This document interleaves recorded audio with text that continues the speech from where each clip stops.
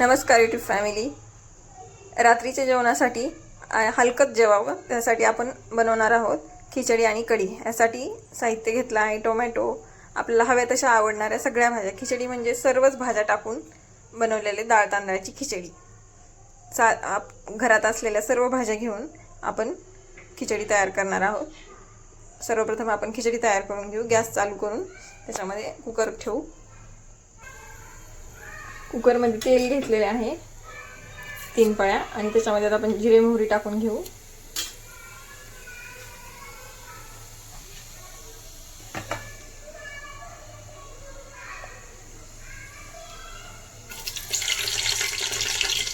अद्रक लसूणची पेस्ट,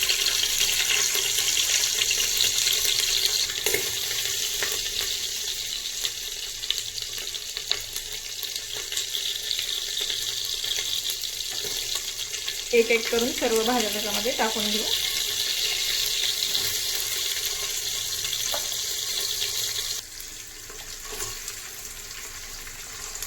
एक एक करून आपण सर्व भाज्या तेलामध्ये परतून घेऊया.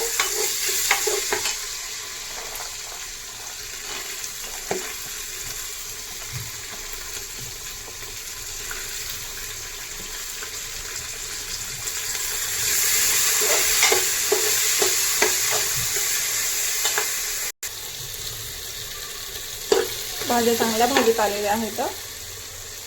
त्यामध्ये आपण मसाले टाकून घेऊ.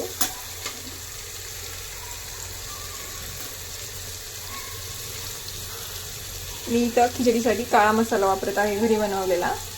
1.5 चमचा हळद आणि थोडासा बिर्याणी मसाला.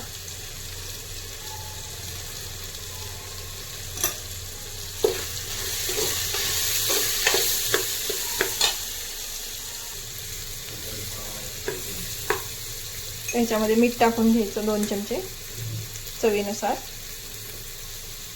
आणि याच्यामध्येच आपण तांदूळ टाकून घ्यायचे. डाळ एक वाटी डाळ आणि अर्धी वाटी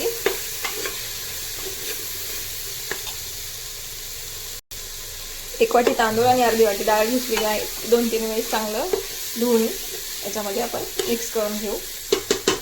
2 मिनिटं त्याला वाफ येऊ द्यायची, जेणेकरून मसाले ते तांदळाला चांगले लागून जातात. आणि याच्यामध्ये तांदळाच्या 2 पट आपण पाणी टाकून घ्यायचं आहे.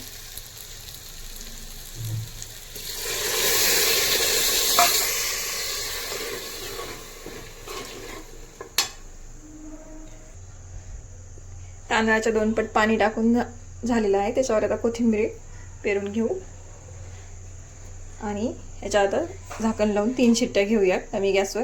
तोपर्यंत आता खिचडीसोबत कढीचा बेत आहे, तर आपण कढीची तयारी करायला घेऊया. कढीसाठी आपल्याला लागणारे आहे हे 1 ग्लास दही आहे. त्याच्यामध्ये पाणी टाकून चांगलं फेटून घेतलेलं आहे. त्याच्यामध्ये आपण 2 चमचे बेसन पीठ टाकून घ्यायचं आहे. आपल्याला आवडेल तसं, कोणाला घट्ट आवडते किंवा कोणाला पातळ आवडते त्यानुसार आपण बेसन पीठ टाकून मिक्स करून घेऊ. याच्यामध्येच मीठ टाकूया. आणि कढीसाठी हिरव्या मिरच्या वाटून किंवा खुडून दोन्ही पण प्रकारे आपण टाकू शकतो.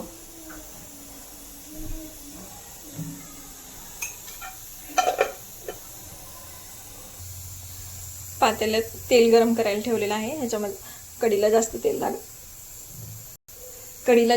लागत नाही.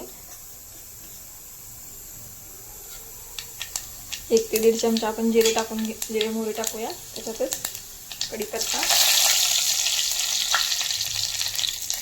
आणि लसण, अद्रक आणि कोथिंबीरची पेस्ट आहे.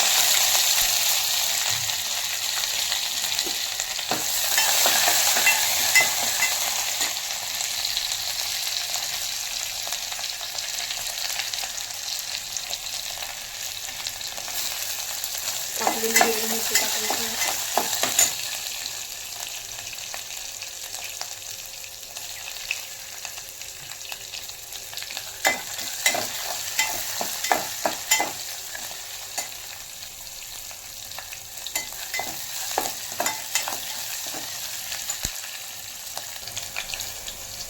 थोडं एव्हरेस्टचं हिंग टाकून घेऊयात आणि कढीला अजून छान टेस्ट येते. आणि याच्यातच आपण 1 चमचा हळद टाकून घेऊ. आणि बेसन पीठ टाकून केलेलं ताक मिक्स करून चांगलं मिक्स करून घेऊ. याला 1 मिनिटात स्लो गॅसवर छान उकळी येते आहे. आपली कढी छान फुगून आलेली आहे. कढीला उकळायचं नसतं, ती थोडीशी वर आली फुगली की गॅस बंद करायचा. आपण आता कोथिंबीर टाकून घेऊया. आपली कढी तयार आहे.